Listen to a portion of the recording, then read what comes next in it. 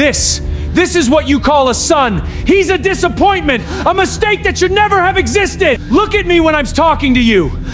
Go find your real father, because I've not him. Mason, I swear to God, if you ever lay a finger on my son again, I promise I'll make sure you rot in prison for the rest of The day my son came into this world, my husband became someone I no longer recognized. At first, I blamed stress. Then I blamed work. I kept telling myself he would eventually become the father our son deserved. I never imagined that while I was trying to save my marriage, my own child was silently living in fear of the man he called Dad. I want you to understand something before I tell you the rest. I wasn't a stupid woman. I argued cases in front of judges for a living. I could read a witness, read a lie forming behind a stranger's eyes. And yet the one person I couldn't read was the man sleeping beside me, and the one cry for help I couldn't hear was coming from the bedroom right down the hall. That's the part I'll carry until the day I die. Not what he did, what I failed to see. Her name was Claire Whitaker, and to everyone in the quiet suburb of Fairhaven, Ohio, she had it all. A thriving law practice in Columbus, a husband the whole town respected, and a gentle, watchful son named Noah. From the outside, the Whitakers looked like a photograph you'd frame and hang on your wall. But photographs only show you the second the shutter clicked. They never show you what was happening just outside the frame.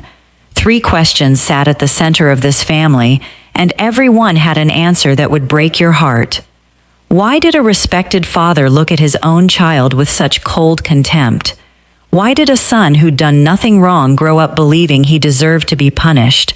And what happened one night 20 years ago that turned a marriage into a slow, silent tragedy?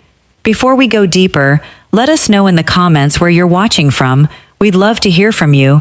And don't forget to hit that subscribe button so you never miss any of our upcoming videos. Because what this mother found under her own roof is something no parent is ever ready to find. On paper, Mason Whitaker was the man every mother in Fairhaven wanted her daughter to marry. An architect, a church volunteer, a youth soccer coach the parents adored. "That's Mason for you," a neighbor said at the barbecue, watching him crouch to tie a little boy's cleat. Salt of the earth. Redid the whole church roof and wouldn't take a dime.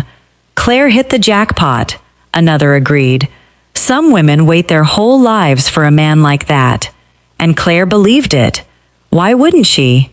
Claire still remembers what she used to think back then, and it shames her now. I married the best man in this town. Their son was 20, quiet, polite. Noah's no trouble at all, his professors said every semester. Noah took up no space, because he'd learned that someone who takes up no space can't be blamed for taking up too much. But a house has 2 lives, the one it shows the street, and the one it hides behind the garage door in the hours when the wife is away, and Claire was away often. She'd catch the early flight with her heart already aching. "I hate leaving you two," she told Mason at the door one gray morning, bag over her shoulder. "Promise me you'll actually talk to him this week. He's been so quiet lately." "We'll be fine," he kissed her forehead, smiling that easy smile the whole town trusted. "Go win your case. Noah and I always do just fine when you're gone.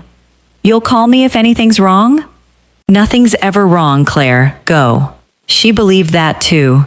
She didn't know that every mile she drove out of Fairhaven, the temperature inside her own home dropped a few more degrees. One evening, while Claire was 3 states away, Mason found his son at the kitchen table studying. He never raised his voice for this part. That was the thing people never understood about him. The real cruelty came quiet. "Look at you," Mason said from the doorway. 20 years old, hunched over that table like something the cat dragged in. "You know what you are, Noah?" Noah didn't look up. He'd learned that looking up made it worse. You're the mistake I've been paying You're for the my mistake whole life. I've been paying for my whole life. Because you shouldn't be here. Every day I look at you, Simple as that. I remember the worst thing that ever happened to me. He said it like a weather report. You want to know why I can't stand the sight of you? Because you shouldn't be here. Simple as that. I finished my history paper, Noah said quietly, because sometimes if he offered something good, it ended faster. Did I ask about your paper? No, sir. No, I didn't. Mason poured himself a drink. Nothing to say for yourself. Good. Talking was never your gift either. And he walked off and turned on the television as if nothing had happened, because to him, nothing had. This was just Tuesday, and Noah sat with his pencil still moving across a page where the letters had stopped making words, holding his hand steady, because he would not let the man see him break. 3 weeks later, Claire came home. She'd been gone 22 days, and she'd spent the whole flight picturing it. Noah running to the door, Mason's arms around her. Instead, she walked into a house that felt colder than she remembered. Quiet, like a room where an argument had just ended. She found her son on the edge of his bed. It was the middle of a brutal Fairhaven summer, cicadas screaming outside, and her son was in a hoodie 3 sizes too big, sleeves pulled down over his hands. Hey, baby, she crossed to him. I missed you so much. She wrapped her arms around him, and he flinched. Pulled back from his own mother's touch, he caught himself and let her hug him, but she'd felt it. Are you okay, honey? Okay, honey? She held his face, searching. Yeah, Mom. His eyes fine. wouldn't meet hers. Just tired. Yeah, Mom. I'm fine. Just tired. You sure? You'd tell me if something was wrong? I'd tell you, he said. And he looked at the floor when he said it, and she believed him. God help her, she wanted so badly to believe him that she let it go. She told herself he was 20, that young men that age pull away, that it was normal. Claire still remembers standing in that doorway thinking, something is different about my son. She was right. She was so much more right than she knew. But she turned off the light and went to bed beside her husband and let the question sit unanswered one more night. What was her son so afraid to say? After that, Claire started noticing. Not all at once. It never comes all at once. It comes the way water finds a crack in a foundation, one drop at a time, long sleeves all summer, a plate carried up to his room instead of a seat at the table. She tried to hold him close and felt him slip further every week. Sit with us tonight, she said one evening, catching him on the stairs. Just tonight. I made the chicken you like. I've got a lot of studying, Mom. You always have a lot of studying lately. She tried to smile. I feel like I never see your face anymore. Talk to me. What's going on with you? Nothing's going on. He wouldn't meet her eyes. If something I'm just was wrong, busy. anything would Noah, come to me, she right? touched his arm. Everything's fine, Mom. If something was wrong, anything, you'd come to me, right? For half a second, something flickered across his face, something that looked almost like he might say it. Then the door closed behind it. Everything's fine, Mom, he said, and he went up the stairs, and at night, through the wall, she heard him cry in his sleep. Claire, being Claire, went looking for an explanation. She just looked everywhere except the truth. I think something's going on with him at college, she told Mason one night. He's not himself. Do you think he's being bullied? Mason didn't look up from his book. Boys his age go through things. He'll toughen up. He cried in his sleep last night, Mason. I heard him through the wall. Then maybe he needs a thicker skin. You baby him too much, Claire. That's half his problem. He used to talk to me. Now I get 3 words at dinner. He's a grown man. Welcome to the club. He turned a page. Leave it alone. You'll only make it worse poking at him. And she left it alone. Claire still remembers the lie she told herself, night after night. It's just a phase. God forgive me. It's just a phase. Then came the evening that cracked the whole thing open. She finished early and drove home while the sky was still light. Before she even reached the front door, she heard it. A voice from the garage. Her husband's voice, but not the one the town knew. low, vicious, shaking. I should have left you You at that think you're hospital better the day than you me? were born. She heard him snarl. What is going You're on in nothing. here? You hear me? Nothing. I should have left you at that hospital the day you were born. Claire's stomach dropped through the floor. She ran, hit the side door, threw it open, and froze. Her son was backed against the workbench, hands up near his chest, face gone gray. Mason was leaning over him, close, filling his whole world. What is going on in here? Her voice came out high and strange. Mason, what are you doing? And she watched it happen. She watched her husband's face change, the fury draining away, something warm and reasonable sliding into its place like a mask lowering over a face. He straightened. He smiled. Oh, honey, I didn't hear you come in. Gentle now, almost amused. I was just having a talk with Noah about his grades. He's slipping this semester, trying to light a fire under him, that's all. Claire turned to her son. Noah, is that what this is? Noah stared at the concrete floor. He didn't look at his mother. He didn't look at his father. He said nothing at all. And that silence was the loudest thing Claire had ever heard. Because someone who's only being lectured argues, Dad's exaggerating, Mom. Someone who's safe defends himself. Her son had the stillness of someone who'd learned, long ago, that words only made it worse. It wasn't proof, and she was a woman who trusted proof, but it was a splinter, and it went in deep, and it would not come out. Over the next 2 weeks, she did what she knew how to do. She built a case. She just didn't tell anyone she was building it.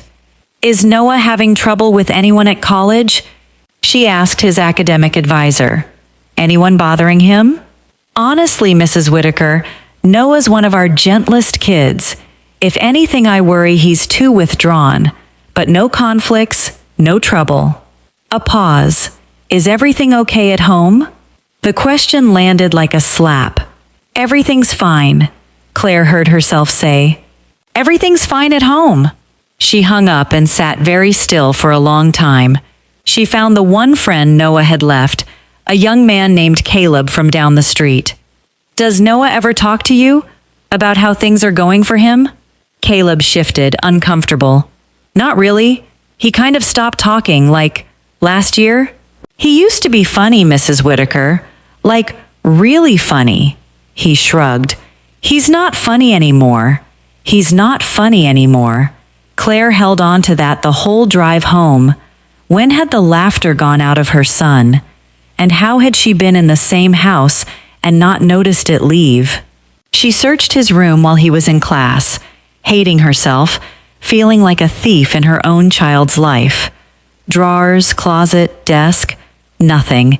And then, because she was thorough, she slid her hand between the mattress and the box spring, and her fingers closed around a notebook. What was written inside would end the life she thought she was living. Claire sat on her son's bed with the notebook in her lap. Some part of her already knew it couldn't be unread. She opened it anyway, because she was his mother, and she had to know. It wasn't schoolwork. It was page after page in her son's careful handwriting, the same hand that used to write her notes shaped like hearts when he was small. I don't know why he hates me, the first line read. She turned the page. I try so hard to be good. I don't know what I'm doing wrong. Nothing I do is ever enough. Her hands began to shake. Mom doesn't see it. She loves him. I can't take that away from her too. She couldn't breathe. No one sees it. Sometimes I think I could disappear and it take a week before anyone noticed. I don't know how much longer I can do this. The notebook slid out of her hands and hit the floor, and Claire folded forward over her knees and made a sound she'd never made before. Low, How did I not broken, see it? one hand pressed I'm so hard over her sorry, own baby. mouth so her son would never hear it if he came home. She cried the way you cry when the grief is also guilt, because every page was a message her son had been sending into the dark for years, and she'd been right down the hall, and she never came. I can't take that away from her too. He'd been protecting her. 20 years old, drowning, and worried about breaking his mother's heart. How did I not see it? She whispered to the empty room, rocking, the notebook pressed to her chest. You were right here. You were right down the hall. And oh God. I'm so sorry, baby. I'm so sorry. I'm so sorry. And then, right behind the grief, came the question that would drive everything after. The notebook told her what? That the man she loved was the cause. But it didn't tell her why. What kind of hatred doesn't soften over 20 years, but hardens? The answer was buried in a single night from long ago, a night she'd spent 20 years trying to forget. Claire didn't confront him yet. The lawyer in her knew a cornered man lies, and she needed to understand what she was fighting first. So instead of accusing, she started remembering. And the more she looked, the clearer one truth became. Mason hadn't always been this way. There'd been a before. A young man who used to rest his hand on her pregnant stomach and talk to the baby, who painted the nursery a soft green and laughed. So the real question wasn't only why Mason hated his son, it was, when did the man who loved that unborn baby die, and what killed him? And she knew. She'd just spent 20 years refusing to look at it. It was the robbery. She'd been 7 months pregnant, one stop on the way home, late, and she'd walked into the middle of something no one is ever supposed to walk into. She survived. The baby survived. Everyone called it a miracle.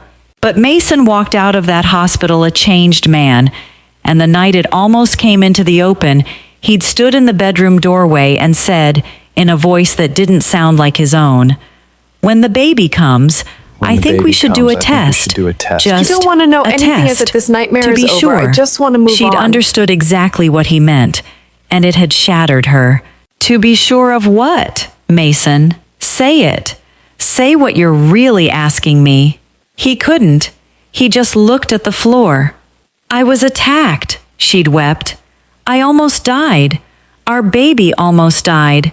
And you want a test. I don't want to know anything except that this nightmare is over. I just want to move on. Please. Please let us just move on. Okay, he'd said quietly. Okay, we'll move on. Claire sat back from the memory, her hands cold around a coffee mug that had gone cold with them. In the next room, she could hear Noah moving around, footsteps soft and careful, the way he'd learned to walk in his own house. She realized her jaw was clenched so tight it ached. He lied to me, she thought. He looked me in the eye in that hospital room and he lied. She set the mug down before her shaking hand dropped it and made herself keep going, because stopping now meant never knowing the rest. He lied. Claire understood that now, 20 years too late. He never moved on, and she remembered the delivery room, how she'd held their newborn up, exhausted and glowing, and reached for her husband. Look at him, Mason. She'd wept, happy. Look at our son. He's perfect. Come hold him. And Mason had stood at the foot of the bed and not moved, just looked at the baby with a strange, still face. Mason? She'd said. Honey, come meet your boy. In a minute, he'd murmured, and he'd turned and walked to the window and stood there with his back to both of them. She'd told herself he was overwhelmed. New fathers get overwhelmed. Claire still remembers exactly what she thought in that hospital bed, and it haunts her. Give him a minute, he'll come around. He never came around, because when Mason looked into that bassinet, he didn't see his son. He saw the worst night of his life, staring back with a baby's innocent face. He spent 20 years punishing a child for a crime committed by strangers over one poisonous question he never had the courage to ask out loud. Was Noah even his son? And Claire realized, standing in her kitchen with her hand pressed over her mouth, that she finally had to answer it, terrified not of the truth, but of what her husband had already destroyed while they both looked away. She confronted him on a cold night in the kitchen, the notebook on the counter between them like evidence. I read his notebook, Mason. Her voice was steady. She'd practiced being steady. I know what you've been doing to him. For years. His face didn't crack. It closed. Like a door. You went through his things. That's what we're doing now. Do not turn this around. She held up a hand. I heard you in the garage. I've watched my son flinch every time you walk into a room. I know. A breath. So look me in the eye and tell me why you hate your own child. And for the first time in 20 years, the mask came all the way off, and what was underneath was worse than anger. It was certainty. Because he isn't mine, Mason said. The kitchen went silent. That's what this is? Claire whispered. You still, after everything, you still think, I've thought it every single day since that night. His voice cracked, and for 1 second she saw the ruined man under the monster. You wouldn't do the test. You wouldn't let me know. Do you have any idea what it's like to sit across a dinner table from a kid for 20 years and not know if he's your blood or a souvenir from the worst night of your life? So you punished a child. Tears were running now. For your doubt. For your cowardice. He was a baby, Mason. I couldn't help it, Claire. He wrote that he wants to disappear. Her voice broke open. Your son, 20 years old. He wrote that no one would notice for a week. Do you hear me? That's what you built. For a moment he couldn't answer. Then then we find out, if you're so sure. Yes. We find out. She wiped her face hard. This week. Because I am done watching you destroy my son over a question you were too much of a coward to answer. We do the test, and then, whatever it says, I am taking my son and I am leaving you. He stared at her, and then he nodded. Fine, we'll do the test. Because some sick part of him wanted it too. He needed to be right. He'd needed it for 20 years, because if he was wrong, then he wasn't a wronged man. He was just a monster. The results came back on a Thursday. Claire remembers the weight of that envelope in her hand, how something so light could hold a family's whole fate. Mason stood across the room, arms crossed, bracing for the confirmation he'd built his entire identity around. She opened it, she read it, and she started to cry, but not the way he expected. He's yours, she said. Mason didn't move. 99.99%. Her voice broke on every word. Noah is your son, Mason. He was always your son. There was never a question. There was never anything to doubt. You did all of this, all of it, for nothing. Mason sank into a kitchen chair and stared at the paper until his hands began to shake. No, he said. No, that's, run it again. They make mistakes, these labs. They don't make this mistake, Mason. 20 years. The word came out of him like something tearing.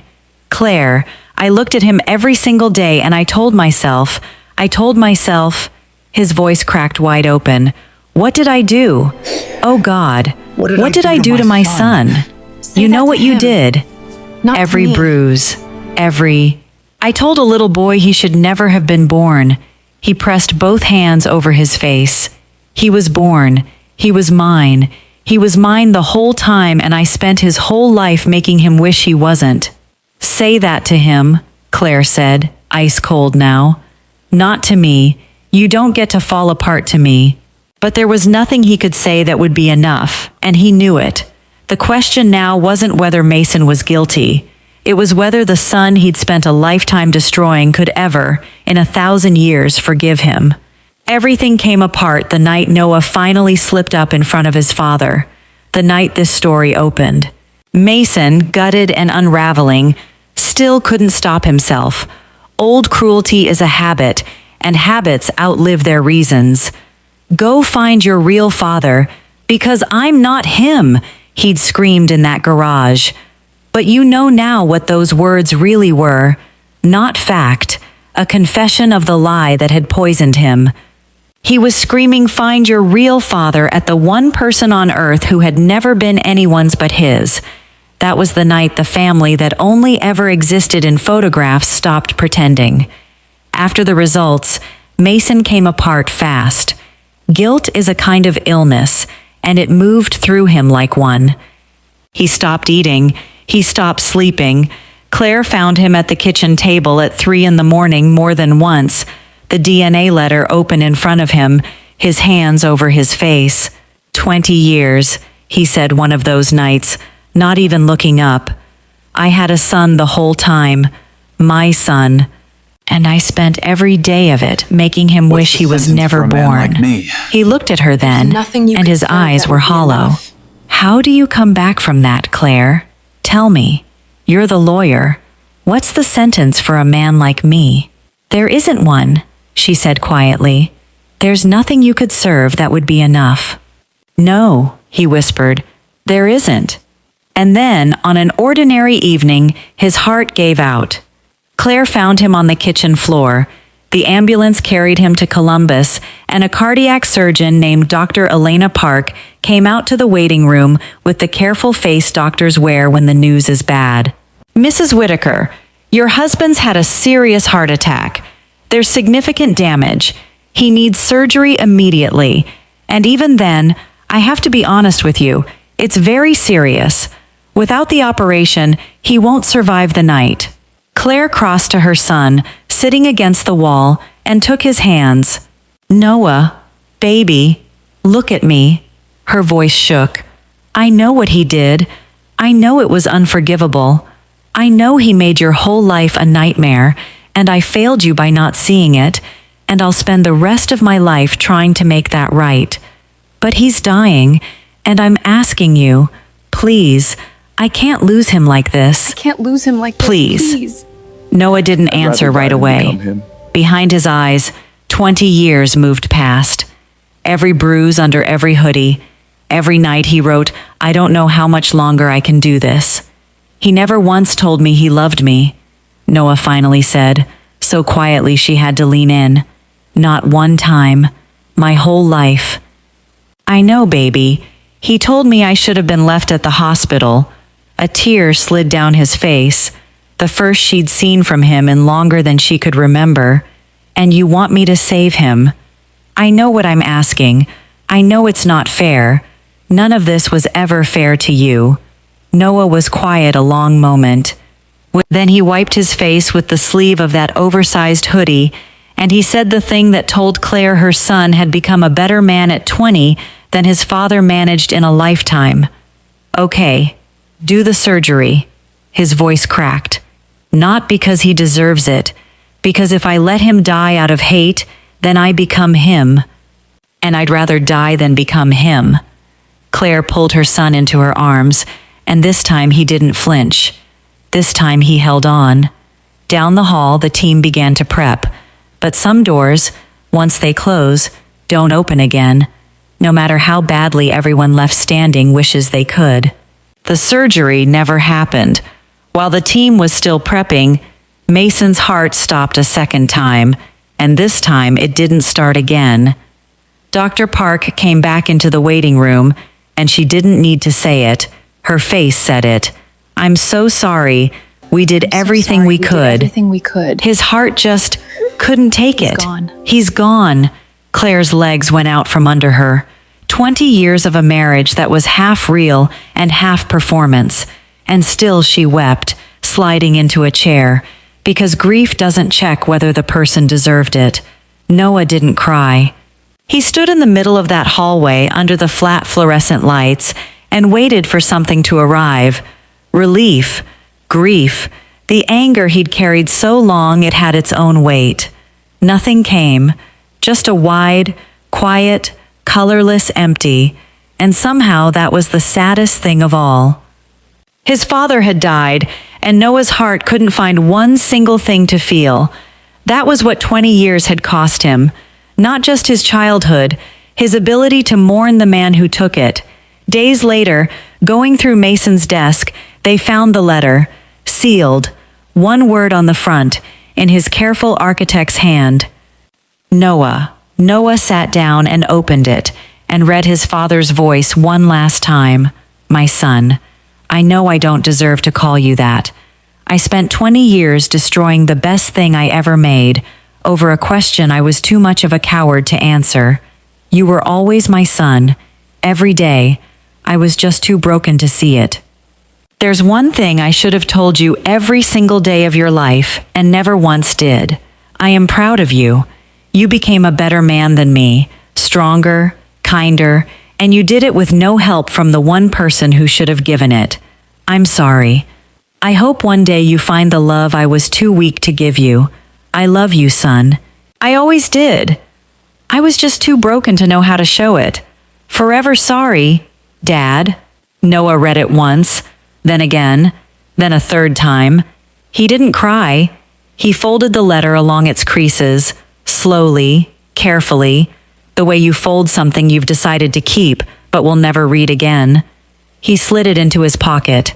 Claire came and stood beside him. Do you forgive him? For a while, neither of them said I'm done anything. holding it. Do you forgive him? She finally asked, so softly it barely reached him. Noah looked at the letter in his hand. No, he said. I don't think I ever will. Then he looked up at his mother, and something in his face had settled. But I'm not going to carry his hate for him either. He can take that with him. I'm done holding it. And he stood and walked out of that hospital into the daylight, alone, but no longer breaking. He'd carry that letter the rest of his life. He'd never fully forgive it, and he'd never, ever forget. Claire still remembers what she thought, watching her son walk into the sun ahead of her, his shoulders a little straighter than they'd been in years. One unanswered fear destroyed 20 years of love, and when the truth finally came, it came too late to save the man, and just barely in time to save her son. If this story moved you, tell us where you're watching from down in the comments. We truly do read them, and we'd love to know you were here. We upload a brand new story every week, so if you're not subscribed yet, hit that subscribe button, tap the bell, and share this with someone who needs to hear it. Thank you for spending this time with us, with the story of the father who hated his own son, and we'll see you in the next one.